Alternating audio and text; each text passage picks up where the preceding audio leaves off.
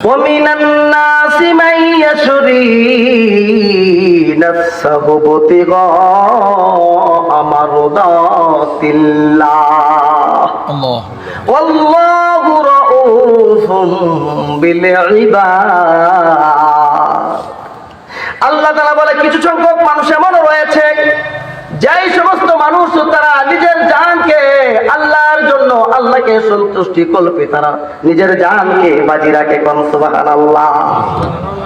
নিজের জান আল্লাহর রাস্তায় বাজি রাখে, আল্লাহর রাস্তায় নিজের জান কুরবান কইরা দেয়। এরকম কিছু সংখ্যক লোক রয়েছে। আল্লাহু রাউফুম বিল ইবাদ। আমার আল্লাহ বলে ওই সমস্ত বান্দাকে আমি আল্লাহ বলি না। কোন সুবহানাল্লাহ। আর জোরে বলেন সুবহানাল্লাহ। এবার আসুন কিছু সংখ্যক লোক তারা কারা জানা দরকার আছে না নাই? একটা এক্সাম্পল দিব, তারপরে আমার মূল আলোচনায় যাব। মুতার যুদ্ধ শুরু হয়ে গেছে। রাসূল ডাক দিয়েছেন সাহাবীদেরকে, মুতার যুদ্ধ যাইতে হবে। চতুর্দিক দিয়ে কাফের মুশরিকরা রাসূলকে হত্যা করার জন্য, মুসলমানকে ঘায়েল করার জন্য চতুর্দিকে ষড়যন্ত্র আটালেন। এমন সময় রাসূল ডাক দিয়া বলেন, মুতার যুদ্ধের জন্য প্রস্তুতি নাও। ও আমার সাহাবীরা, মুতার যুদ্ধের জন্য তোমরা প্রস্তুতি নাও। বিশ্বের মধ্যে এখন একটা যুদ্ধ শুরু হয়ে গেছে, কথা বলুন ঠিক কিনা? যে যুদ্ধটা আজকে আমরা মিডিয়ার মধ্যে খবর পাই, ফিলিস্তিনের মধ্যে একটা যুদ্ধ চলতেছে। আপনারা সজাগ আছেন কিনা জানি না। এলাকার মানুষ ফিলিস্তিনে আমার ভাইদেরকে, মুসলমান ভাইদেরকে কিভাবে তারা হত্যা করতেছে, কিভাবে ছোট শিশু বাচ্চাদেরকে তারা শহীদ করছে, কিভাবে আমাদের মা বোনের ইজ্জত নষ্ট করছে রে ভাই। এই বর্ণনা যদি আপনাদের সামনে দেই তাহলে বুঝতে পারবেন আপনি বাঙালি জাতি হইয়া কতটা মার পেটের ভিতরে কতটা স্বাধীন আছেন, কতটা স্বাধীন অবস্থা আছেন। ওই বর্বর ইসরায়েলিরা তারা তাদেরকে বললেন, যারা নিরাপদে বাঁচতে চাও ও সাধারণ জনগণ, তোমরা দক্ষিণ প্রান্তরে চলে যাও। দক্ষিণ প্রান্তরে এভাবে যখন ফিলিস্তিনি মানুষ চলে গেলেন, তারা আবার দক্ষিণ প্রান্তেই তাদেরকে হামলা করেছে। জোরে কোন নাউযুবিল্লাহ। আর জোরে বলেন নাউযুবিল্লাহ। আমার বন্ধুগণ, শিশু বাচ্চাদেরকে মা বাবা ঘরে ফেলে দিয়ে তারা চলে যাচ্ছে। জান বাঁচাবে, কিভাবে বাঁচাবে, কোথায় যাবে? তারা ছুটাছুটি করছে, দৌড়াদৌড়ি করছে, মানুষ পাখির মতো তারা গুলি চালাচ্ছে। শিশু বাচ্চারা তারা গুলি নিজের উপরে বহন করেছে, গুলি বহন করে তারা শহীদ হয়ে গেছে। একটা বাচ্চা পতাকাটা হাতে নিয়ে বলতেছে, আমাদের কি অপরাধ, আমাদের কি অপরাধ। আজকে বিশ্বের মুসলমান তাকায় তাকায় দেখছে আমাদের কি অপরাধ। আমরা মুসলমানের গর্ব জন্ম, মুসলমানের গর্ব আমরা জন্ম নিয়েছি, তাই আমাদের অপরাধ। কথা বলুন ঠিক কিনা? তাদের অপরাধ আছে? এই ভাই, তারা ইসরায়েল গেছে, তাদের সম্পদ নিয়ে এসে পড়ছে, অথচ তারা হলেন এই ফিলিস্তিনের মধ্যে একটা ভূখণ্ডকে তারা দখল করে তারা আসছে। আল্লাহ রাসূল সাল্লাল্লাহু আলাইহি সাল্লামের সময়ের মধ্যে ওই ইহুদিদেরকে যখন তারা শুরু করলো, মক্কা বিজয়ের যুদ্ধে যখন যুদ্ধ জয় হয়ে গেল, সারা পৃথিবীটাকে যখন আল্লাহ রাসূল সাল্লাল্লাহু আলাইহি সাল্লামের আয়াতে নিয়েছিলেন, এই সময় একটা দরদ দেখাইলেন। ইহুদি যারা মুসলমান হয় নাই, তারা মক্কা মদিনা থেকে যখন তারা দেশান্তর হয়ে গেলেন, তাদেরকে একটা কোণার মধ্যে রাখা হোক। ওই সমস্ত ইহুদিরা একটা কোণার মধ্যে থাকুক, তারা একটা প্রান্তে থাকলে তারা কর জিজিয়া দিয়া থাকবে। আলী রাদিয়াল্লাহু তাআলা আনহু বলছিলেন, হযরত ওমর ইবনে খাত্তাব রাদিয়াল্লাহু তাআলা আনহু বলছিলেন, ইয়া রাসূলুল্লাহ, হুকুম করুন তাদেরকে একবারে ধ্বংস করে দেয়। রাসূল মায়ার নবী, দিনের নবী, আদরের নবী, রসুল কঠোর নয়। আমার রসুল বড় মায়ার রসুল। আমার রসুল বলে, ওরা যারা স্বেচ্ছায় যারা ধর্মটা ত্যাগ না করে ইসলামে যদি না আসে, লা ইকরাহা ফিদ্দীন, দিনের মধ্যে যদি তারা স্বেচ্ছায় না আসে, তাদেরকে জোর করিও না। বলনা সুবহানাল্লাহ।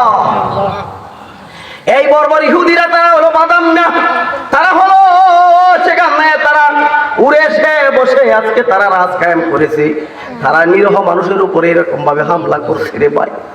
সারা বিশ্বের মুসলমান আজকে তাকায়া তাকায়া শুধু দেখতেছে। কারণ হলো, কেন দেখতেছে? গাদ্দাফির মতনই তারা সম্পদ ক্ষমতাটা হারায় ফেলে, ওই সাদ্দামের মতনই তাদের এরকম হয়। আজকে ইরান শক্তিশালী রাষ্ট্র, পাকিস্তান শক্তিশালী রাষ্ট্র, সৌদি আরব শক্তিশালী রাষ্ট্র, এই সমস্ত শক্তিশালী ধর্মরাষ্ট্ররাও আজকে তারা তাকায় দেখতে, কথা বলে না। ওয়াইসি সম্মেলন করেছে, আরব লীগ করেছে, তারা তাকায় তাকায় দেখে। আর এদিকে ফিলিস্তিনি বর্বররা, পশ্চিমারা সবাই, ফ্রান্স, ইটালি, জার্মান সব একত্রিত হইয়া তাদেরকে এরকম ভাবে হামলা করছে, কথা বলুন ঠিক কিনা? গত বৃহস্পতিবারে ও 250 মানুষকে, নিরীহ মানুষকে হত্যা করেছে। চিৎকার দিয়ে বলেন নাউজুবিল্লাহ, আরো দিলে বলেন নাউজুবিল্লাহ। যুদ্ধ শুরু হয়ে গেল। মুতার যুদ্ধে আমার রাসূল ডাক দিলেন। মুতার যুদ্ধ যখন শুরু হয়ে গেল, রাসূল বললেন, এ আমার সাহাবীরা, তোমাদেরকে আমি একটা দায়িত্ব দেই। এই মুতার যুদ্ধের মধ্যে 3 জন সেনাপতি নিযুক্ত ঘোষণা করলাম। কয়জন? কয়জন ভাই? আমার ভাষা বুঝে গলা বাংলা বাংলা, কারণ প্রতি দায়িত্ব। মুতার যুদ্ধ রাসূল ঘোষণা করলেন 3 জন সেনাপতি। কয়জন? যুদ্ধে লাগে কয়জন? সেনাপতি কয়জন লাগে? সেনাপতি তো লাগে একজন। এই যুদ্ধের মধ্যে সেনাপতি নিযুক্ত করলেন রাসূল 3 জন। প্রথম একজন হলো, সর্বপ্রথম সেনাপতি হলো রাসূলের প্রিয় পুত্র যায়েদ ইবনে হারেসা। পালিত পুত্র রাসূলের যায়েদ ইবনে হারেসাকে দায়িত্ব দিলেন, তুমি প্রথম সেনাপতি, তোমার হাতে কালিমার ঝান্ডা থাকবে, ইসলামের ঝান্ডা তোমার হাতে থাকবে। রাসূলের পালিত পুত্র যায়েদ ইবনে হারেসাকে যখন প্রথম সেনাপতি নিযুক্ত ঘোষণা করলেন, যায়েদ বলে, আমি প্রস্তুত। দ্বিতীয় সেনাপতি জাফর ইবনে আবু তালেব। জাফর ইবনে আবু তালেব বলে, ইয়া রাসূলুল্লাহ, ইয়া হাবিবাল্লাহ, আমি প্রস্তুত। তৃতীয় সেনাপতি ঘোষণা করলেন আল্লাহ নবী সাল্লাল্লাহু আলাইহি সাল্লামের প্রিয় সাহাবী আব্দুল্লাহ ইবনে রাওয়াহা। আব্দুল্লাহ ইবনে রাওয়াহা বলে, ইয়া রাসূলুল্লাহ, আমি প্রস্তুত। জোরে কোন সুবহানাল্লাহ। আপনাদেরকে যদি বলি আজকে যুদ্ধে যাইতে হবে, কালকে কই যে একজনকে হইতাম না। যদি বলি নৌকা তাহলে শীষ নাঙ্গলের মিছিল দেওয়া হবে, তাহলে রাত 12টার 13টা নাই, কথা বলুন ঠিক কিনা? ব্যবসার কারণে মানুষ সারাটা দিন পাশে আছে, নাঙ্গল নাঙ্গল যাবে, কথা বলুন ঠিক কিনা? আজকে দিনের মাহফিল, ধর্মের মাহফিল, কোরআনের মাহফিল, আল কোরআনের মাহফিল, আজকে মানুষ নাই, কথা বলুন ঠিক কিনা? মুসলমান কেন আমরা আজকে মার খাচ্ছি? নিজের দিকে লক্ষ্য করে দেখুন। আমি ঈমান সম্পর্কে একটা আয়াত নিয়েছি, কিছুক্ষণ পরে আমি বলবো এই ঈমানে আপনার আমাদের ঈমানটা কত দুর্বল। আজকে আমরা কেন মার খাচ্ছি? নিজের মধ্যেই খুঁজতে পাইবেন উত্তরটা, নিজের মধ্যেই খুঁজতে পাইবেন। আমার করণীয় কি আর আমি করতেছি, কথা বলতে কিনা? আল্লাহ রাসূল সাল্লাল্লাহু আলাইহি সাল্লাম তাদেরকে পাঠিয়ে দিলেন, যাও বাড়ি যাও, অনুমতি লাগবে না, যে অনুমতি নিয়ে আসো। অনুমতি নিয়ে আসতে যাবে। রাসূল সাল্লাল্লাহু আলাইহি সাল্লামের প্রিয় পুত্র যায়েদ ইবনে হারেসা ডাক দিয়ে বলে, ইয়া রাসূলুল্লাহ, ইয়া হাবিবাল্লাহ, আমার আব্বা হুকুম করেছে, আমার আম্মা পর্দার পিছন থেকে শুনেছে, আমার পৃথিবীর মধ্যে আর কারো অনুমতি লাগে না। সেটা বলেন সুবহানাল্লাহ। দৌড়াইলেন, যুদ্ধের দিকে চলে যাইলেন। যুদ্ধের দিকে যাইতে থাকলেন, যুদ্ধের দিকে রওনা দিলেন, প্রস্তুত রাঙ্গা তলোয়ার নিয়ে যুদ্ধ শুরু হয়ে গেল। যুদ্ধের মধ্যে ইসলামী ডান্ডা উপরে তুলে উড্ডয়ন করেছে, যুদ্ধের মধ্যে অংশগ্রহণ করলেন। এদিকে অনুমতি আনার জন্য দ্বিতীয় সাহাবী জাফর ইবনে আবু তালেব দৌড়াইয়া বাড়িতে গেলেন। জাফর ইবনে আবু তালেব দৌড়াইয়া বাড়িতে গিয়ে দেখে বিবি, ডাক দে, ও বিবি রে, আমার রাঙ্গা তলোয়ারটা আমার কাছে হাতে তুলে দাও, আমাকে যুদ্ধে অনুমতি দেওয়ার জন্য আমাকে প্রস্তুত করে দাও। আমি তোমার সাথে বিবি রে কতদিন হয়ে গেল ঘর সংসার করেছি রে বিবি, কত সময়, কত কথার মধ্যে, কত কাজের মধ্যে তোমার আমার সাথে মনোমালিন্য হয়েছে। ঝগড়া বিবাদ হয় না স্বামী স্ত্রীর? তোমার বরণ পোষণ কত সময় দেওয়ার কথা পুরোপুরি দিতে পারি নাই, পরিপূর্ণভাবে দিতে পারি নাই রে বিবি। বিবি রে, আমাকে ক্ষমা করে দিও রে বিবি, আমি যুদ্ধে যাব, আমার রাসূল আমাকে দ্বিতীয় সেনাপতি নিযুক্ত করেছে রে বিবি, তুমি তাড়াতাড়ি আমাকে রাঙ্গা তলোয়ার হাতে দাও, আমি রাঙ্গা তলোয়ার নিয়ে মুতার যুদ্ধে শামিল হয়ে যাব। বিবি ডাক দিয়া বলে, স্বামী আমার, ও স্বামী, যুদ্ধে যাবে রে স্বামী, বাধা দেই না, বাধা দিব না, যুদ্ধে যাবে।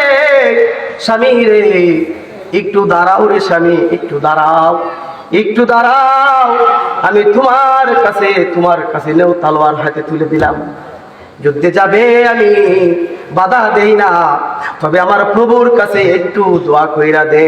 জোরে বলো সুবহানাল্লাহ। বিবি দোয়া করে, প্রভু আমার, ও মালিক, আমার স্বামী যুদ্ধে যাবে, মুতার যুদ্ধে যাবে, আমি তাকে বাধা দিব না। ও প্রভু, আমার স্বামী যেন যুদ্ধ করতে করতে সে যেন শহীদ না হয়ে, সে যেন গাজী হইয়া যুদ্ধে জয় করে আবার আমার কাছে ফিরে আসতে পারে। কোন নারী কি চাইব তার স্বামীর হারাইতে? সবাই তো আশাই করে। আবার জাফর ইবনে আবু তালেব তলোয়ার হাতে ছিল, হাতের তলোয়ারটা উল্টা পিঠের মধ্যে, হাতের মধ্যে বাড়ি দিয়ে বলতেছে, বিবি আমার, ও বিবি, বিবি রে, তোমার এই দোয়া কোনো কবুল হবে না, কোনো কাজে আসবে না। তোমার এই দোয়া কবুল হবে না, কাজে আসবে না।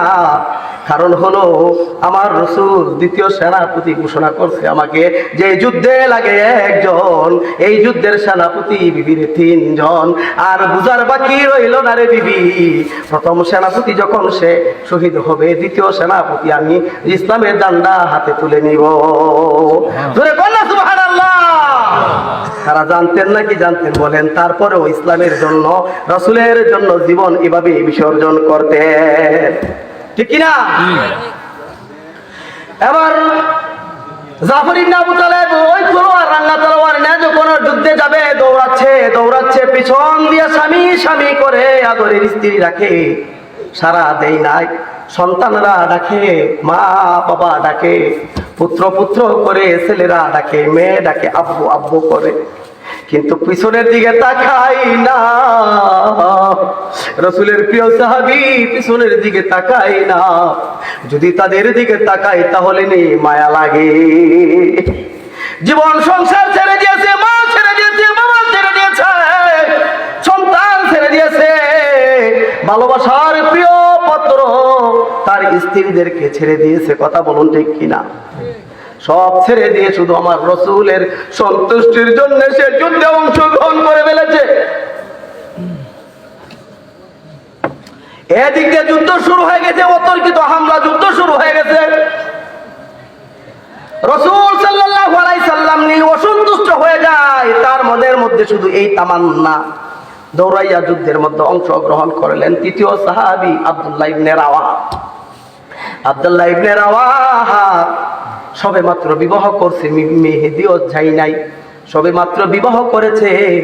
ঘরের পাশে গিয়া দেখে তার স্ত্রী, তার বিবি কোরআন তেলাওয়াত করে, ইয়াসিন ওয়াল কুরআনিল হাকীম ইন্নাকা লামিনাল মুরসালিন আলা সিরাতিম মুস্তাকিম। তাদের স্ত্রী ছিলেন মুস্তাকিম। তার বিবি কোরআন তেলাওয়াত করে সে ঘরের পাশে গিয়ে ডাক দেয়, ও বিবি, তোমার কোরআন তেলাওয়াতটা কিছু সময়ের জন্য বন্ধ করো। যখন কোরআন তেলাওয়াত বন্ধ করলেন, এবার আব্দুল্লাহ ইবনে রাওয়াহা ডাক দেয়া বলে, বিবি আমার, রাসূল আমাকে তৃতীয় সেনাপতি ঘোষণা করেছে, মুতার যুদ্ধে যাইতে হবে। বিবি রে, আমি এই মুহূর্তে মুতার যুদ্ধে চলে যাচ্ছি। সবে মাত্র তোমার আমার বিবাহটা হয়েছে, আমি তোমার ভরণ পোষণের দায়িত্বটা নিতে পারলাম না, তোমার জিম্মাদারি আমি নিতে পারলাম না, তোমার সংসারের হাল সংসারে নিতে পারলাম না, তোমার মনের চাহিদা আমি পূরণ করতে পারলাম না। বিবি রে, তুমি আমাকে ক্ষমা করে দিও রে বিবি। পৃথিবীর মধ্যে সবচাইতে আমার দামি জিনিসটা তিনি হলেন আমার প্রিয় নবী। জোরে বল না সুবহানাল্লাহ। এবার আব্দুল্লাহ ইবনে রাওয়াহা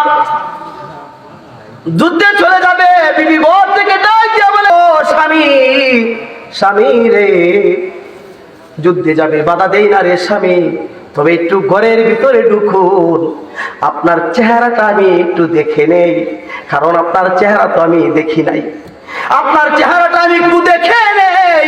আপনি যখন যুদ্ধের মধ্যে যদি শাহাদাত বরণ পান করেন, যদি আপনি যুদ্ধের মধ্যে শহীদ হন, আপনি তখন জান্নাতে চলে যাবেন। স্বামী রে, আমি যেন জান্নাতে গিয়ে আপনার চেহারাটা চিনে নিতে পারি। সুবহানাল্লাহ। বাধা দেই না রে স্বামী, চেহারাটা দেখে চিনে নেই আপনি আমার স্বামী, জান্নাতে যেন আমি আপনাকে দেখে চিনতে পারি। ভালোবাসা কাকে বলে? লা ইউমিনু আহাদুকুম হাত্তা আকুনা আহাব্বা ইলাইহি। আল্লাহ বলে তোমরা যদি আমাকে ভালোবাসতে চাও, আমার হাবিবকে তোমরা ভালোবাসো, আমার হাবিবকে ভালোবাসলে তোমরা আমাকে ভালোবাসা হবে, আমাকে পাইবা, আমি তোমাদের সমস্ত গুনাহ মাফ করে দিব, আমি ওই তোমাদের গুনাহ মাফ করে নেওয়ালা। সুবহানাল্লাহ।